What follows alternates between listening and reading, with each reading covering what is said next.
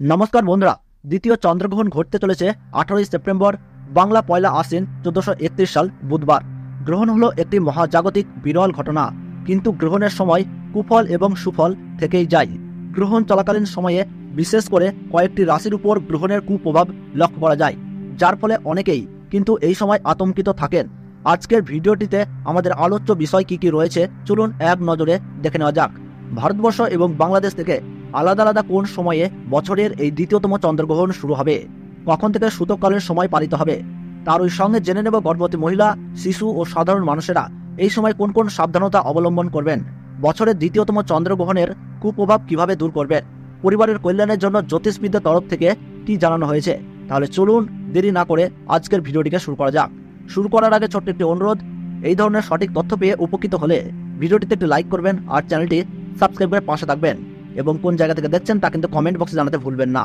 এইবার আমরা জেনে নেব এই আংশিক খণ্ডগ্রাস চন্দ্রগ্রহণ কতটা বিপজ্জনক হতে চলেছে। গ্রহণ একটি মহাজাগতিক ঘটনা হলেও ধর্মীয় শাস্ত্র অনুযায়ী গ্রহণকে একটি অশুভ ঘটনা অথবা অশুভ শক্তির বহিঃপ্রকাশ হিসাবে বলা হয়ে থাকে। জ্যোতির্বিজ্ঞান অনুযায়ী এই গ্রহণ কিন্তু অনেকটাই ভয়াবহ হতে পারে। ভারতবর্ষ ও বাংলাদেশের সময় অনুযায়ী এই বছর কিন্তু দ্বিতীয় চন্দ্রগ্রহণটি অদৃশ্য, অর্থাৎ দিনের বেলায় অনুষ্ঠিত হবে। সেহেতু দিনের বেলায় আকাশে চাঁদ দেখা যাবে না, তাই গর্ভবতী মহিলা, শিশু ও প্রত্যেক রাশির জাতক জাতিকাদের এই চন্দ্রগ্রহণের কোনো খারাপ প্রভাব পড়বে না। তার ফলে গর্ভবতী মহিলাদের ক্ষেত্রে কোনো বিধিনিষেধ জারি থাকছে না। পঞ্জিকা অনুসারে 2024 সালের দ্বিতীয় চন্দ্রগ্রহণ ভারতীয় সঠিক সময়সূচি অনুসারে এই গ্রহণ আরম্ভ হচ্ছে ইংরেজি 18ই সেপ্টেম্বর 2024 সাল, বাংলা পয়লা আশ্বিন 1431 সাল বুধবার সকাল 7:42 এই গ্রহণ শুরু হচ্ছে এবং গ্রহণের মধ্য সময় থাকছে সকাল 8:14, আর গ্রহণ পুরোপুরিভাবে সমাপ্ত হচ্ছে বেলা 8:47 এবং 2024 সালের দ্বিতীয় চন্দ্রগ্রহণে বাংলাদেশের সঠিক সময়সূচি অনুসারে এই গ্রহণ আরম্ভ হচ্ছে ইংরেজি 18ই সেপ্টেম্বর 2024 সাল বুধবার সকাল 8:12 এই গ্রহণ কিন্তু শুরু হচ্ছে এবং গ্রহণের মধ্য সময় থাকছে সকাল 8:44, আর গ্রহণ পুরোপুরিভাবে সমাপ্ত হচ্ছে বেলা 9:17। গ্রহণের মোট স্থিতিকাল 1 ঘন্টা 5 মিনিট। গ্রহণের গ্রাসমান 0.090। এই গ্রহণ আন্টার্কটিকার বেশ কিছু অঞ্চলে, ভারত মহাসাগরের পশ্চিম ভাগে, middle east, Africa, Europe, Atlantic মহাসাগর, আমেরিকা, আলাস্কার পশ্চিম দিকের বেশ কিছু অঞ্চল ব্যতীত পলিনেশিয়ার পূর্বাঞ্চলে দৃশ্য হইবে।